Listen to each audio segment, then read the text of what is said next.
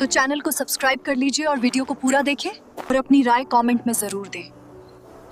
Mongolia के ठंडे और वीरान पठार, यहाँ की हवाओं में आज भी एक अजीब सी सिहरन है। 800 साल पहले इन्हीं हवाओं ने दुनिया को एक ऐसी चेतावनी दी थी जिसे किसी ने गंभीरता से नहीं लिया, और वो चेतावनी एक इंसान के रूप में आई थी, तिमुजिन, जिसे दुनिया आज चंगेज खान के नाम से जानती है। इतिहासकार कहते हैं कि अगर आप 13वीं सदी में पैदा हुए होते तो चंगेज खान का नाम सुनते ही आपकी नसें जम जातीं। यह सिर्फ एक राजा नहीं था, यह एक प्राकृतिक आपदा थी। उसने अपने जीवन काल में लगभग 4 करोड़ लोगों को मौत के घाट उतारा। यह उस समय की दुनिया की आबादी का 11% था। कहा जाता है कि उसने इतना खून बहाया कि पृथ्वी का तापमान गिर गया, क्योंकि इतने लोगों के मरने से कार्बन उत्सर्जन कम हो गया था। लेकिन सवाल यह है, क्या वह सिर्फ एक पागल हत्यारा था या एक ऐसा जीनियस जो जानता था कि डर इंसान के दिमाग को काबू करने का सबसे बड़ा हथियार है। चंगेज खान की जीत का राज उसकी तलवार में नहीं, उसके दिमाग में था।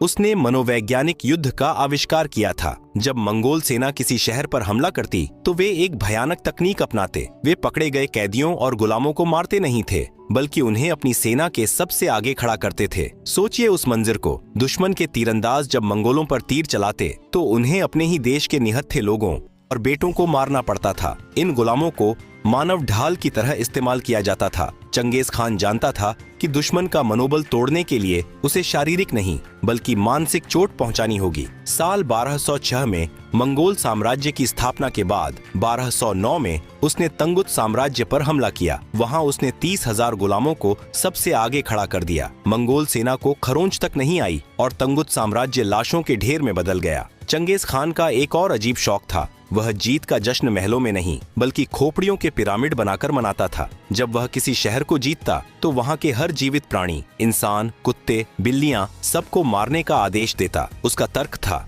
अगर कोई भी जिंदा बचा तो वह भविष्य में मेरे खिलाफ बगावत कर सकता है। इतिहासकार जुवैनी लिखते हैं कि चंगेज खान की सेना जहां से गुजरती थी वहां पीछे सिर्फ राख और हड्डियों के पहाड़ बचते थे। उसने खूबसूरत शहरों को कब्रिस्तानों में बदल दिया, और सबसे खौफनाक बात, वह इन लाशों के बीच बैठकर अपनी रानियों के साथ जश्न मनाता था। उसे मरते हुए की चीखें संगीत की तरह लगती थीं। चंगेज खान सिर्फ मौत का सौदागर नहीं था, वह एक अलग ही स्तर का निर्माता भी था। उसने अपने जीवन में 500 से ज्यादा शादियां की। जिस भी राज्य को वह जीतता वहां की सबसे खूबसूरत राजकुमारी को अपने हरम में शामिल कर लेता। आज विज्ञान ने एक चौंकाने वाला खुलासा किया है। एक रिसर्च के मुताबिक आज दुनिया में लगभग 1.6 करोड़ पुरुष ऐसे हैं जिनका DNA सीधा चंगेज खान से मिलता है। इसका मतलब है कि आज हर 200 में से एक आदमी चंगेज खान का वंशज है। उसने पूरी दुनिया के जेनेटिक्स को बदल कर रख दिया। वह एक तरफ मौत बांट रहा था और दूसरी तरफ अपनी नस्ल को पूरी दुनिया में फैला रहा था।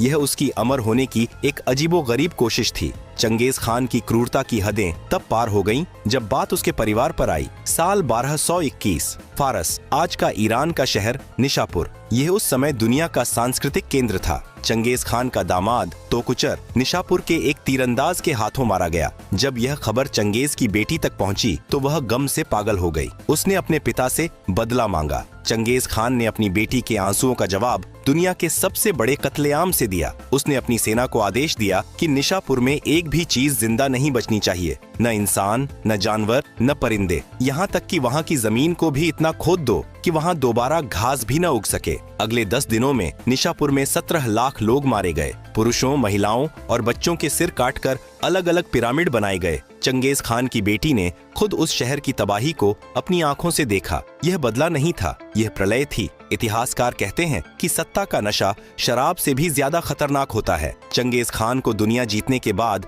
एक अजीब सी कुंठा होने लगी थी। उसे लगने लगा था कि इंसान तो उसके सामने कीड़े मकोड़े हैं। अब उसे कुदरत के सबसे ताकतवर जानवरों को हराना था। उसे एक बेहद खौफनाक शौक चढ़ा, मरते हुए हाथियों की चीखें सुनना। हाथी, जो जंगल का सबसे विशाल और शांत जानवर होता है, चंगेज खान के लिए मनोरंजन का खिलौना बन गया था। वह एक ऊंची पहाड़ी पर अपना सिंहासन लगवाता और वहां बैठकर शराब पीता। नीचे उसकी सेना 100 हाथियों को पकड़ कर लाती और उन्हें पहाड़ी की छोटी से नीचे धक्का दे देती। जब वो विशाल जानवर पहाड़ से लुढ़कते हुए नीचे गिरते, उनकी हड्डियां टूटती और वो दर्द से चिंघाड़ते, तो उस मंजर को देखकर चंगेज खान जोर जोर से हंसता था। मनोवैज्ञानिक मानते हैं कि यह सैडिस्टिक पर्सनैलिटी डिसऑर्डर का चरम था। उसे यह महसूस करना अच्छा लगता था कि दुनिया का सबसे बड़ा जानवर भी उसके सामने बेबस है। उसकी हंसी के पीछे एक गहरा असुरक्षा भाव था जिसे वो क्रूरता से छिपाता था। साल 1227। चंगेज खान अब 65 साल का हो चुका था। उसने चीन के पश्चिमी शिया साम्राज्य को हरा दिया था,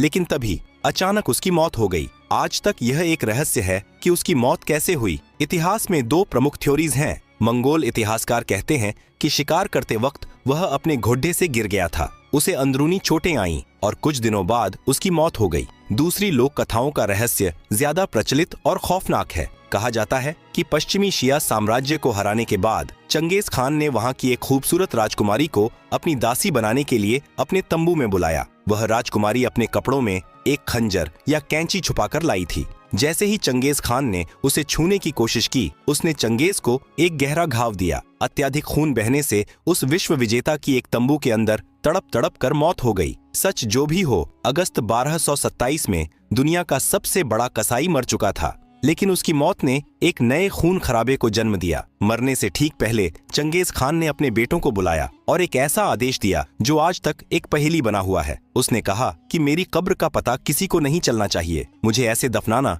कि मेरे ऊपर से घुड्डे दौड़ जाएं और वहां घास उगाए। अगर किसी ने मेरी नींद में खलल डाला तो मेरा रूहानी कहर उस पर टूट पड़ेगा। उसे डर था कि जिन करोड़ों लोगों को उसने मारा है, उनके वंशज उसकी कब्र को खोदकर उसकी हड्डियों को अपमानित करेंगे। इसलिए उसने गुप्त अंतिम संस्कार का आदेश दिया। चीन से मंगोलिया तक चंगेज खान के शव को एक विशाल ताबूत में रख कर लाया गया। इस अंतिम यात्रा में उसके सबसे वफादार 2000 सैनिक और गुलाम शामिल थे। लेकिन यह कोई आम अंतिम यात्रा नहीं थी, यह मौत का जुलूस था। चंगेज के बेटों ने आदेश दिया था कि रास्ते में जो भी मिले, इंसान, जानवर, परिंदा, उसे मार डालो। किसी को पता नहीं चलना चाहिए कि महान खान की लाश यहाँ से गुजरी है। सोचिए उस मंजर को, हजारों किलोमीटर का सफर। रास्ते में जो भी गांव आया उसे जला दिया गया। जो किसान खेत में काम कर रहा था उसका सिर काट दिया गया। जो व्यापारी रास्ते से गुजर रहा था उसे तीरों से भून दिया गया। मकसद सिर्फ एक था, कोई गवाह जिंदा न बचे। इतिहासकार अनुमान लगाते हैं कि सिर्फ उसकी लाश को दफनाने के लिए ले जाते वक्त ही रास्ते में लगभग 20,000 बेगुनाह लोगों को मार दिया गया था। आखिरकार वो काफिला मंगोलिया के एक गुप्त स्थान पर पहुंचा। कुछ लोग कहते हैं कि यह बुरखान खालदुन पहाड़ के पास था, जहां चंगेज का बचपन बीता था। वहां एक विशाल कब्र खोदी गई। चंगेज खान को उसके बेशकीमती खजाने, हथियारों और 40 दासियों, जिन्हें शायद जिंदा दफनाया गया, के साथ दफन कर दिया गया। लेकिन अब उस गुप्त वसीयत का सबसे खौफनाक हिस्सा पूरा होना था। जिन 2000 गुलामों ने कब्र खोदी थी, जैसे ही उनका काम खत्म हुआ, चंगेज के सैनिकों ने उन सभी 2000 गुलामों का सिर काट दिया ताकि वो गुलाम कभी किसी को कब्र की जगह न बता सकें। लेकिन कहानी यहाँ खत्म नहीं हुई। जिन 800 सैनिकों ने उन गुलामों को मारा था, जब वो वापस राजधानी काराकोरम लौटे तो उन्हें शानदार दावत दी गई और फिर जश्न के बीच में ही एक दूसरी सैन्य टुकड़ी ने उन 800 सैनिकों को भी घेर कर मार डाला।